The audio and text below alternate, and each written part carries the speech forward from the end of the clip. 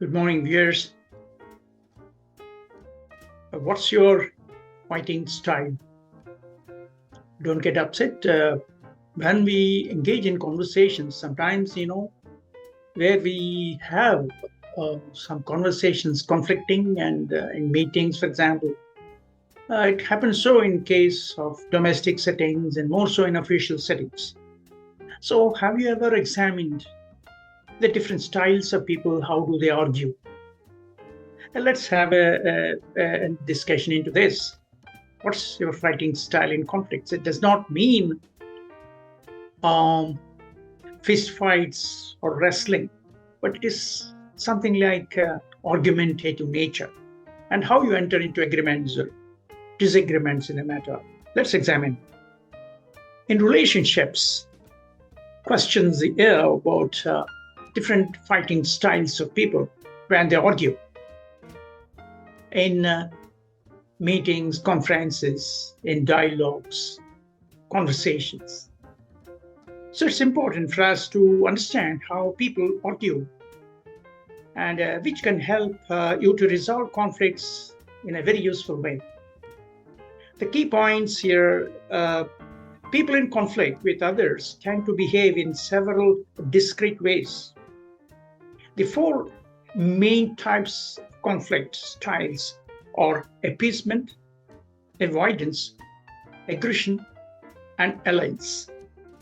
Understanding the conflict style of someone close to you can help you to resolve arguments more productively.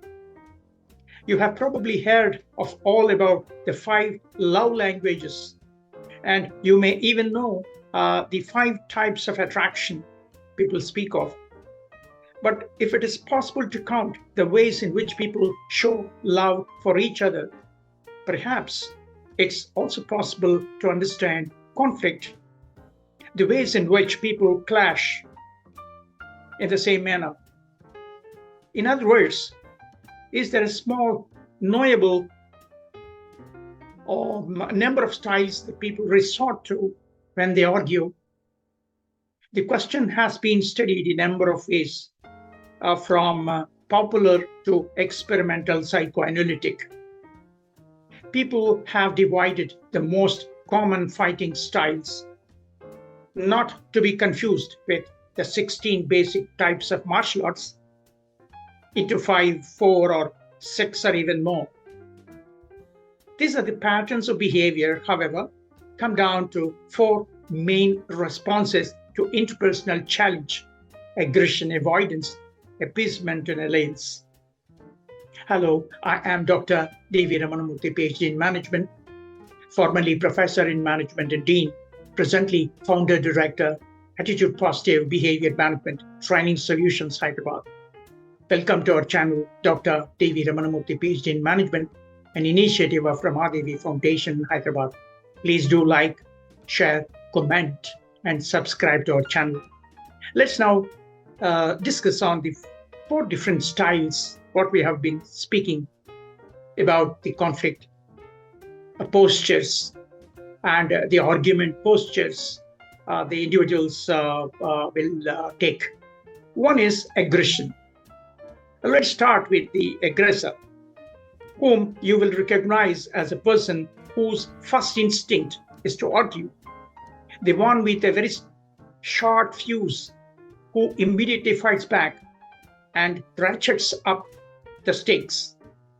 Aggressors often come to be seen as hot-headed, sensitive, or easily triggered to anger.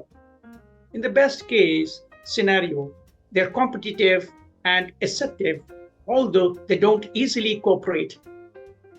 An aggressor may speak up impulsively and quickly resort to anger in a fighting way, sometimes, or may even try so hard to win a fight that they will dispense with fairness and say things they do not mean. What an aggressor says in the heart of the moment and the heat of the moment may cause long-term damage to the bonds between friends and family. Inside, though, aggressive people may be terrified, even if they want an argument resolve, they still must struggle with an upwelling of inner feelings that they cannot easily express. They may be exquisitely aware of their own vulnerability. They may believe at some level that if they do not win an argument, then their internal fragility will be revealed. This creates a chronic sense of anxiety and a quick defensive response to a perceived threat.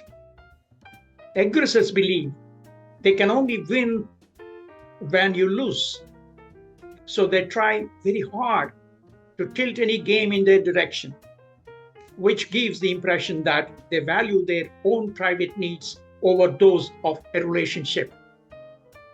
The second type, avoidance. Other people are prone to retreating at the first hint of an argument. They prefer to ignore problems, hoping they will go away, rather than to manage them openly. And this habit may lead them to dodge potentially productive conversations. As such, they will often be seen as something less than assertive, and they can give the impression of not caring about a given issue or the people involved. Avoiders sometimes come across to others as emotionally cold, distant, and silent. The disagreements in which they find themselves embroiled may go down simmering for years without bursting into open conflicts. Avoidant people tend to project an attitude of not caring about the personal needs of others or even about their own. Continually avoiding conflicts generally results in a lose-lose outcome in which nobody ever wins and progress is never made. The third and in the second type, a variety is a prominent subtype of avoidance is intellectualization. The perceived need to look for rational answers or to make efforts to solve problems using logic. Even when winning, a debate like this will deepen a conflict. Intellectualizers may continue to press their points. In addition, people who insist on intellectualizing their conflicts will likely to completely ignore the feelings of the people with whom they argue. Consequently, their personal style may come across as not only cold but also arrogant. The second type of this avoidance people is this has been called the defector, a person who physically disappears when conflict raises its head. These people are so non-confrontational that they prefer to leave the room entirely or even depart from a relationship rather than to communicate dissent. Outside, they will seem blank or cold as they stonewall you, fall silent, or decline to engage. But inside, they may be churning with discomfort that they do not know how to express. Now, the third type of people who argue are appeasement. Not even made physically comfortable by conflict is likely to vanish at mere hint of it. Others will try to resolve conflicts as quickly as possible, even if such a resolution is premature or superficial. Appeasers do their best to accommodate anyone who challenges them, and rolling over this way may even make a significant sacrifice of their own needs in favor of promptly ending an argument. Argue with an appeaser and you will undoubtedly win at their expense, which may not feel terribly satisfying. Their self-sabotage can convey a lack of assertiveness or even a sense of martyrdom. Solutions reached this way may be frivolous or inappropriate.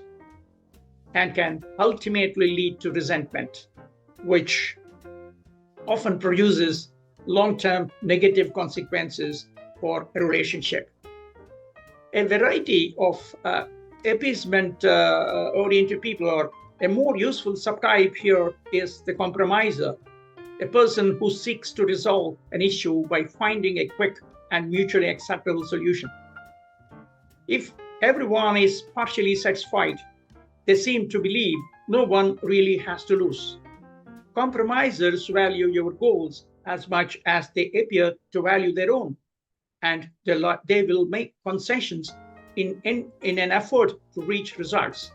However, in their efforts to end the conflict quickly, the adjustments made may fall short of full satisfaction. And this type of participation in a conflict may well save time, of course. Yes, they save time and will preserve the harmony in relationship, but an outcome produced this way will fully satisfy no one. And the last one is an alliance, is another type of people who actually argue this way. The last style of conflict tends to be the most effective. Some people prefer to find ways to cooperate rather than to reach a zero-sum solution in order to keep their relationships healthy. These people may be able to manage their own emotional discomfort so as to avoid becoming defensive in the midst of an argument. And they can often muster their empathy at difficult times in order to see past such heated arguments. Negotiating with unusually assertive, strategic, and moderate people like this means that everyone may have, definitely will have a chance to win simultaneously, even if the outcome is not realized very quickly. With this type of solution, long-term relationships are prioritized, while momentary victories are not seen as important.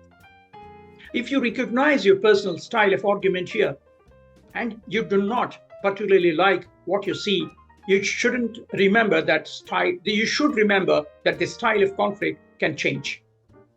With insight and patience, you can choose to modify your behavior patterns to keep your relationships very healthy.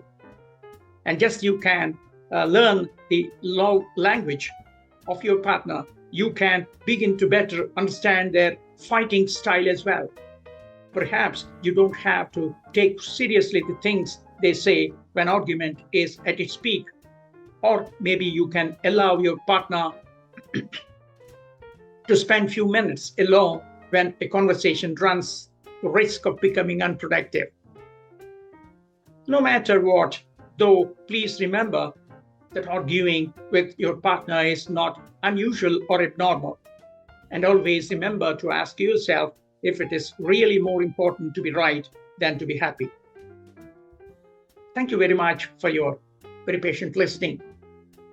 Please do subscribe to our channel, Dr. D.V. Ramanamurthy, PhD in Management. See you in the next program. Till then, take care. Good luck.